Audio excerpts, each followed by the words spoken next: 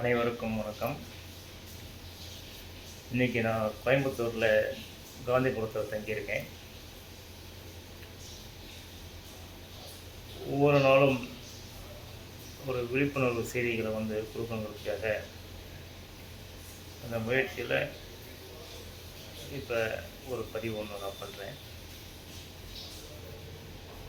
தமிழ்நாட்டில் ரவுடிகள் பெருகிட்டாங்க. அவங்களுடைய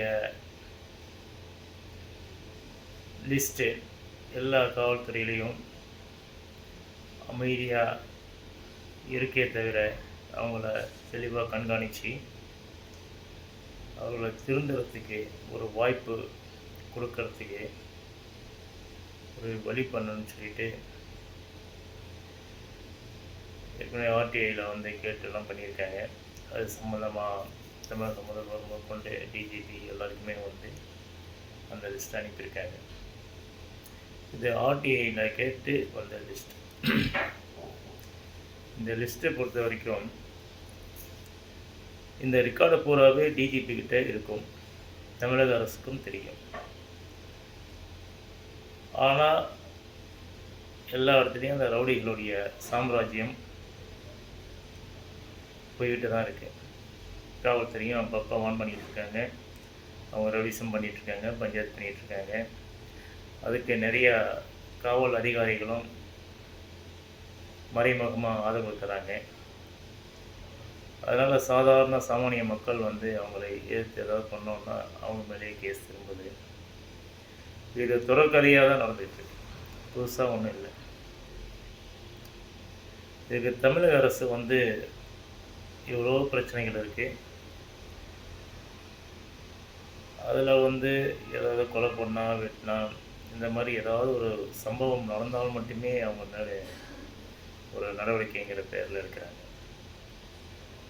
அது நடக்கிறதுக்கு முன்னாடி வருமுன் காப்போம் அப்படிங்கிற ஒரு பாலிசியை சட்டம் ஒழுங்கில் பெருசாக இருக்கிறது இல்லை அப்படிங்கிறது தான் மக்கள் கருத்தாக இருக்குது.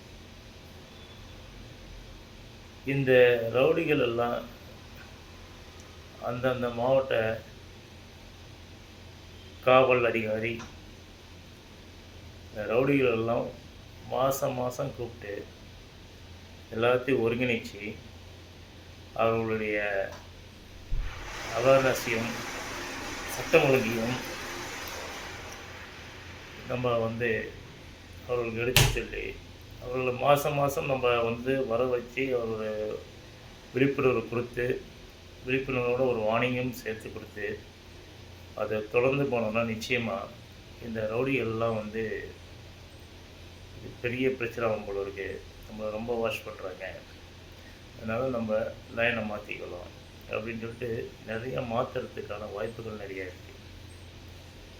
ஸோ ரவுடிகள் பேருக்கு ஸ்டேஷனில் லிஸ்ட்டு மட்டும் வச்சுட்டு ஏதாவது அப்பப்போ ஏதாவது திருவிழா அது இது எலெக்ஷன் இந்த மாதிரி டைமில் போய் அவங்களுக்கு பிடிச்ச ஒரு கேஸு 75 கேஸை போட்டு விட்டு இந்த மாதிரி பண்ணுறதுக்கு இந்த மாதிரி அவங்களுக்கு திருத்துற முயற்சியிலையும் ஒரு நடவடிக்கை எடுக்கலாங்கிறது நம்முடைய தென்னகன் உறவு மற்றும் மக்கள் பாதுகாப்பு இயக்கத்தினுடைய கோரிக்கையாக தமிழக முதல்வருக்கும் டிஜிபி அவர்களுக்கும் இந்த விழிப்புணர்வு செய்தி மூலியமாக தெரிவிக்கிறதுக்கு நான் கடமைப்பட்டிருக்கேன்.